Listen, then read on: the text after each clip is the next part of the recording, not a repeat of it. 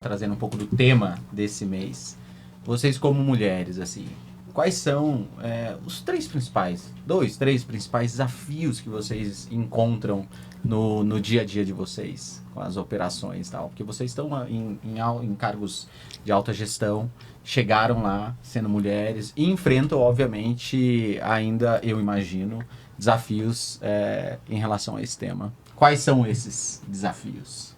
Acho que um dos principais é, às vezes, a desconfiança da capacidade. Uhum. Porque a logística é um mundo ainda, né, extremamente masculino, né?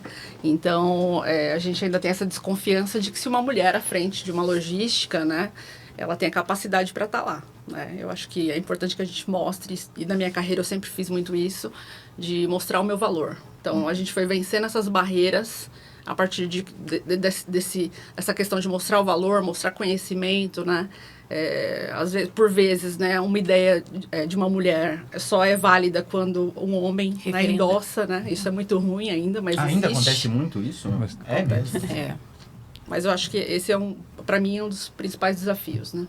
Uhum. Eu acho que tem ainda um viés, né, inconsciente de toda a organização, né? Então, assim, por mais que a gente fale muito de diversidade, por mais que a gente fale de espaços abertos, né, onde todos podem ser o que quiser e podem trilhar suas carreiras, eu acho que ainda tem muito disso no dia a dia, né? Assim, eu tenho até uma história bastante interessante, não foi comigo, mas tinha uma supervisora do meu time que estava trabalhando em um dos sites, cuja site head era uma mulher, né? E ela é fantástica, essa site head. E eu falei para essa minha supervisora, poxa, você vai aprender muito com ela, né? Aproveite esse espaço, né? De aprendizado, de troca. Além de ela ser excelente profissional, ela também estende a mão para desenvolver as pessoas, né?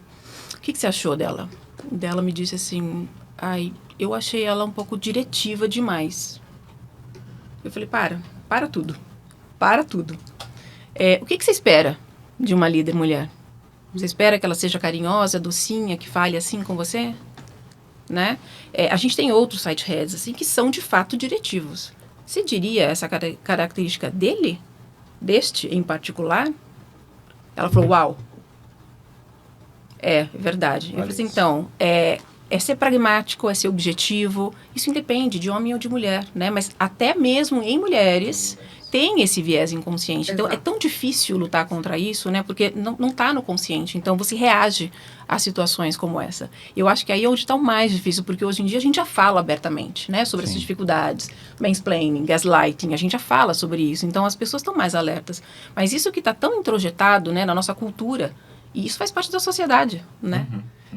Eu acho que é o mais difícil ainda, que a gente ainda precisa conseguir transformar. Que legal. E vencer até o próprio, essa verdade que existe na mentalidade das próprias mulheres, né? Das próprias mulheres. E eu acho que, complementando, eu concordo totalmente com a Luciana, a gente diariamente tem que provar a nossa competência para ter o respeito, para ter o reconhecimento que a gente merece pelas nossas entregas, né?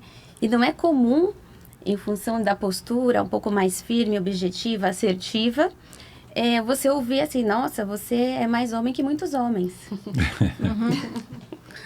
Né? Então... Não, eu sou mulher, né?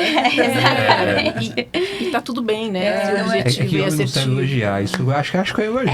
Ele acha que é um elogio, né? Porque ele é a referência, o copo meio cheio, David. Então, eu agradeço o elogio. Mas aí você vê realmente a cultura enraizada, né, da gente ter ainda a diversidade como um grande desafio para sair dos valores, da parede e realmente estar no dia a dia das operações e das empresas. Eu, na minha experiência, sendo bem, acho que agronomia, né, quando eu já estudei agronomia, já era muito mais homens do que meninas, né? Só que naquele universo, os meninos protegiam as meninas, né? Porque eram poucas, então vamos cuidar delas. Eu não senti tanto preconceito nas indústrias da qual eu trabalhei, porque são duas multinacionais muito bem estabelecidas e que têm uma política de diversidade há muito tempo fomentada, tanto a Unilever quanto a Nivea. Então, nenhuma das duas eu senti muito essa história de gênero. Mas no varejo, quando eu fui para o Walmart, ali eu senti um pouco mais, porque o varejo é mais bruto, sabe? É um pouco menos refinado. Então, ali, diretores das lojas, os próprios diretores dos CDs, porque era muito mais o universo masculino do que feminino. Então, ali eu ainda senti um pouco esse pé atrás, né? Não, será que ela vai dar conta, né, de abastecer 500 lojas? Mas, assim, acho que à medida que você vai mostrando o resultado, Sim. que eu acho que uma maneira para você combater um pouco desse preconceito é você trabalhar, né? Vamos lá, mostra os números, vamos trabalhar, e a gente tem a facilidade de fazer várias tarefas ao mesmo tempo, eu sou bastante analítica, então, com dados, a gente consegue ir vencendo um pouco essas barreiras. Então, de toda a minha experiência profissional, no varejo eu senti muito mais do que nas duas indústrias. E no varejo, a maneira como eu tive que dar o jeitinho para dobrar isso foi mostrando resultado, mostrando que a subida dos indicadores, e aí você vai ganhando respeito pela sua entrega e não por ser mulher ou ser homem.